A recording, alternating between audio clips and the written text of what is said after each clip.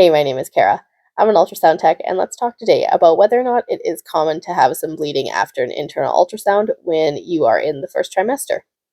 Now, this basically applies for any internal ultrasound that you are going to get, whether it is during pregnancy or even just during a regular pelvic ultrasound when you are not pregnant.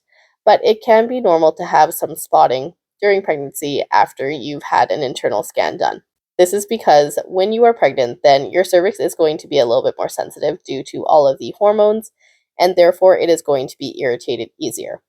When we are doing the internal ultrasound, the camera is going to be right up against the external os of the cervix.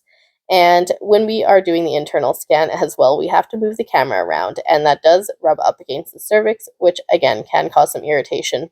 And therefore, you can have a bit of spotting afterwards. Same thing goes though for any sort of pelvic exam that you have during pregnancy, or even if you have intercourse during pregnancy.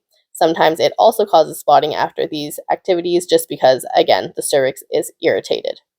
What is not normal, though, and what you should be talking to your doctor about, is if there is actually bleeding during pregnancy. Spotting and bleeding are two very different things, and if you don't really know the difference, it is best to talk to your doctor about it. But as you can kind of imagine, spotting is just a little bit of blood, and it usually stops within about a day or two. But with bleeding, this is where you are actually having to get a pad or a tampon to control the bleeding. So obviously, if you are having bleeding, it is much more serious than if you're just having spotting. And if you are concerned about any sort of spotting that you're having or any sort of bleeding, then your doctor really is the best person to talk to.